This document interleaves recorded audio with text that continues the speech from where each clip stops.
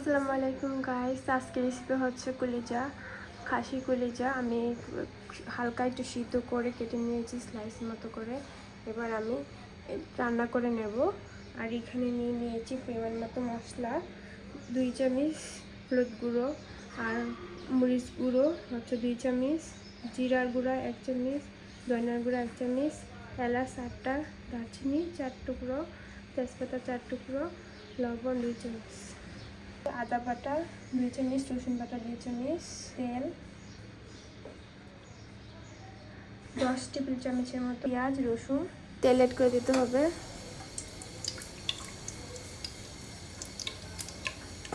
ফুল 1 cup পরিমাণ তেল দিয়ে দিচ্ছি। দিয়ে দিতে হবে পেঁয়াজ,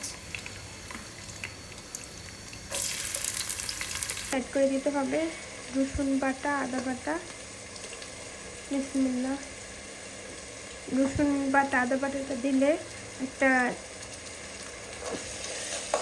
একটা গন্ধ থাকে, কাঁচা বাটা মশলায় চলে যাবে, ভালো একটা সেন্ট চলে আসবে। এড করে দিতে হবে বাকি মশলাগুলো।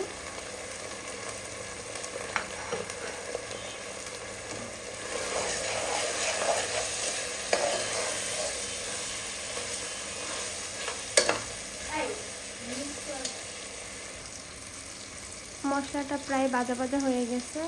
এবার একটু ভালো করে নেড়ে চেড়ে দিতে হবে।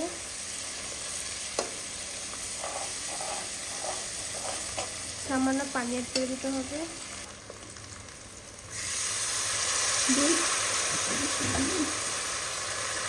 মতো পানি অ্যাড করে দিলাম। মশলাটা 2 মিনিটের মতো কষিয়ে নিতে হবে। দেখেন মশলাটা কষিয়ে নিচ্ছি। 2-3 মিনিট পরে আমি ঢাকনাটা খুলে কলিজাগুলো দিয়ে দেবো। খাসি কলিজাগুলো স্লাইস মতো করে কেটে রেখেছিলাম।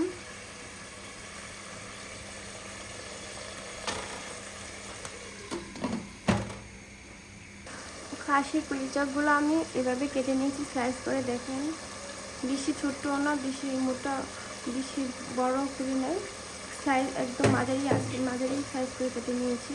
আপনি এভাবে কেটে নেবেন।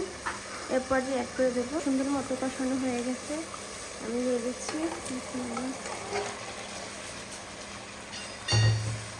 নেড়ে ছেড়ে দিতে হবে।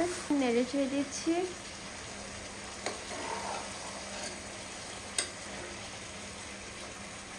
নেড়ে ছেড়ে দেওয়া হয়ে গিয়েছে। এরপর যে ডেকে দিতে হবে।